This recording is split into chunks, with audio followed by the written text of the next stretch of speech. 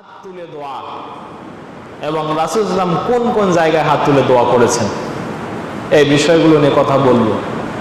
জানি না কতটুকু যেতে পারবো, তবে আমরা বেতাওফিকিল্লাহ বলার চেষ্টা করছি।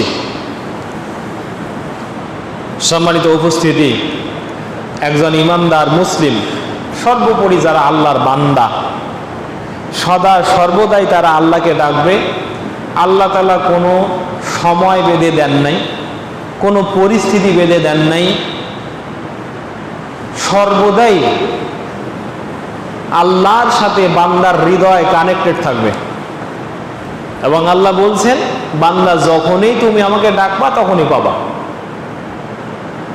এজন্য রাসূল সাল্লাল্লাহু আলাইহি ওয়াসাল্লাম জীবনের প্রতিটা ক্ষেত্রে তার উম্মতকে শিখিয়ে দিয়ে গেছেন, হে উম্মত, তুমি তোমার রবকে ভুলে যেও না। তুমি তোমার রবকে ডাকতে, তোমার হাত যদি দুনিয়ার কাজে ব্যস্ত থাকে, জেনে রাখো ওয়ালিসানুকা রাতবুন বিযিকরিল্লাহ, তোমার জিহ্বা, তোমার অন্তর যেন আল্লাহর জিকিরে সদা ব্যস্ত থাকে। আল্লাহ তাআলা কোরআনে হাকিম এই কথাই বলছেন, ফাইদা কুদিয়াতিস সালাতু ফান্তাশিরু ফিল আরদ ওয়াবতাগু মিন ফাদলিল্লাহ ওয়াযকুরুল্লাহা কাসীরান লাআল্লাকুম তুফলিহুন। ফাইদা কাদাইতুমুস সালাত, যখন সালাত শেষ হয়ে যাবে তখন তোমরা ফান্তাশিরু ফিল আরদ, জমিনে ছড়িয়ে পড়ো, লিতালাবির রিজক, রিজিক অন্বেষণের জন্য, ওয়াবতাগু মিন ফাদলিল্লাহ, এবং আল্লাহর অনুগ্রহ চাও, ওয়াযকুরুল্লাহা কাসীরা, আর আল্লাহর অনুগ্রহগুলো যখনই পাবে তখনই আল্লাহকে স্মরণ করো, আল্লাহকে বেশি বেশি স্মরণ করো, লাআল্লাকুম তুফলিহুন, এটা করলেই তোমরা সফল কাম হয়ে যাবে। সুবহানাল্লাহি বিহামদিহি। দোয়া বড় আশ্চর্য ইবাদত। আমরা গত আলোচনাগুলো থেকে সেটা শিখেছি, জেনেছি।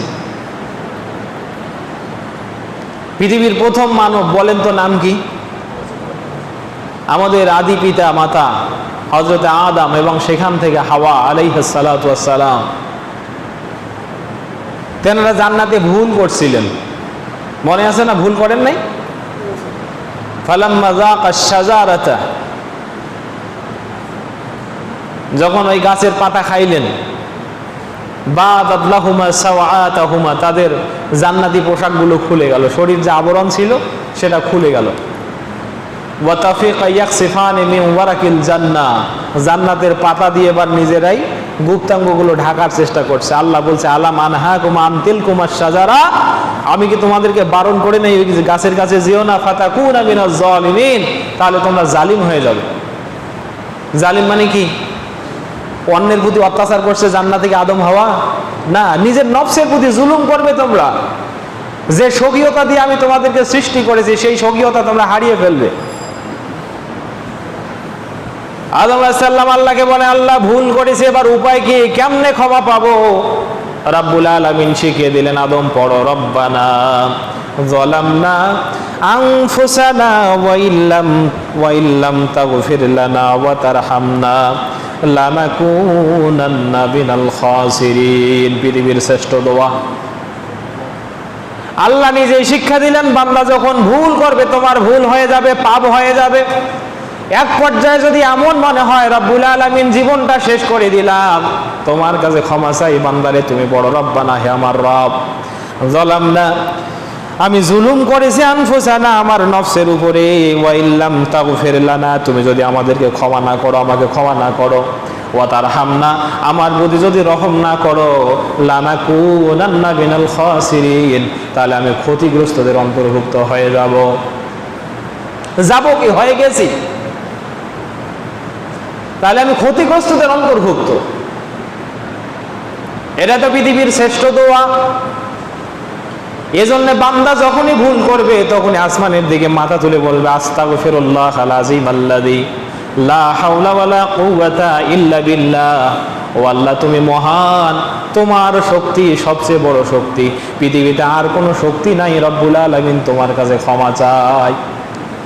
নবী বলেন এই দোয়া যদি কেউ পড়ে আমার আল্লাহ সঙ্গে সঙ্গে তার ওই পাপটা মাফ করে দেন। সুবহানাল্লাহ। আচ্ছা, জীবনে যে রব্বানা যালামনা আনফুসানা ওয়া ইল্লাম তাগফির লানা ওয়া তারহামনা লানাকুনান্না মিনাল খাসিরিন, এটা যখনই মনে হয়েছে আপনি পড়ছেন, বলেন তো কয়বার হাত তুলে?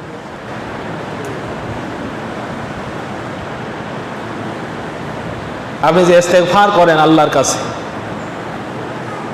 কতবার আল্লাহর কাছে হাত তুলে ইস্তেগফার করেছেন, নাকি হাত তুলে ছাড়াই আল্লাহর কাছে ইস্তেগফার করছেন? সম্মানিত উপস্থিতি, শুরুতে আমার এই কথার মানে আপনি বুঝবেন না, একটু আগাই।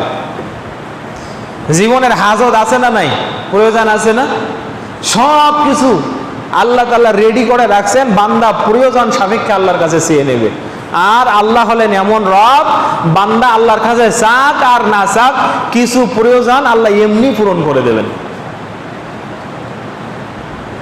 নেয়ামত চাওয়ার জন্য আল্লাহর কাছে দোয়া করতে হবে। আমরা প্রতিদিন আল্লাহর কাছে একটা দোয়া করি সালাতে, সে দোয়াটা সর্বোত্তম দোয়া, ইহদিনাস সিরাতাল মুস্তাকিম, হে আল্লাহ তুমি আমাদেরকে সরল সঠিক পথে পরিচালিত করো। আচ্ছা বলেন, এই যে দোয়াটা কোন ইমাম যখন দোয়া করে হাত তুলে, খুব কম ইমাম আছে এই আয়াতটা পড়ে, কেউ কেউ পড়ে, কিন্তু আমরা সকলে জানি এই যে দোয়াটা, এবং এটা পৃথিবীর শ্রেষ্ঠ একটি দোয়া, এটা আমরা সর্বদাই কোথায় পড়ি? সালাতে পড়ি, সূরা ফাতিহার 6 নম্বর আয়াত। আমরা এই দোয়াটা সূরা ফাতিহাতে পড়ি। তারপরে আমরা এই দোয়া পড়ি, রব্বানা লা তুজিগ কুলুবানা বা'দা ইয হাদাইতানা ওয়া হাব লানা মিন লাদুনকা রাহমাতান ইন্নাকা আনতাল ওয়াহ্হাব।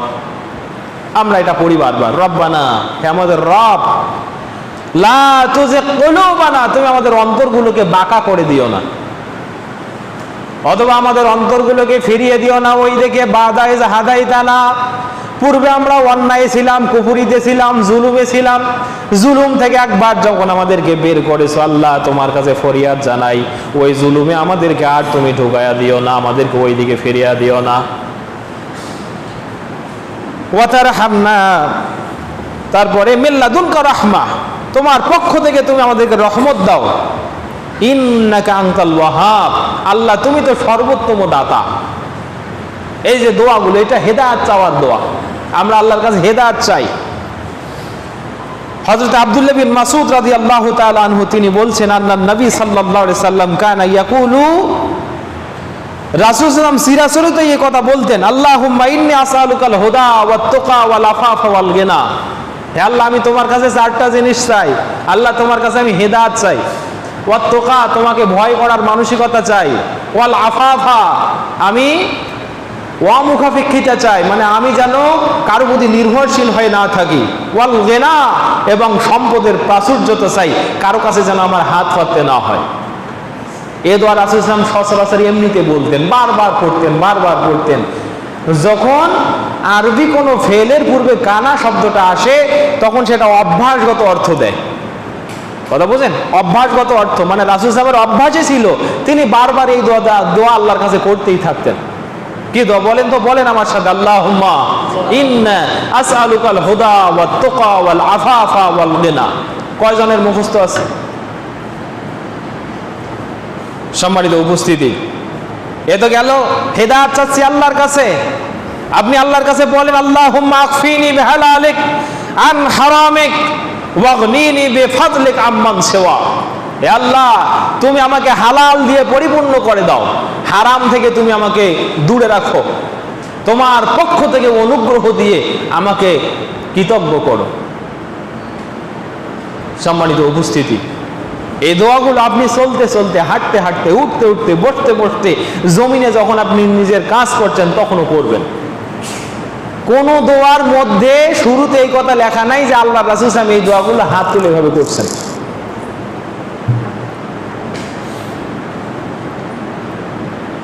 সম্মানিত উপস্থিতি, আবার দেখেন, মাতা পিতা পূর্বাপর সকল মুমিনের জন্য আমরা দোয়া করি না নাই? এ দোয়া আমরা আল্লাহর কাছে করি। মাতা পিতার জন্য কি দোয়া করি?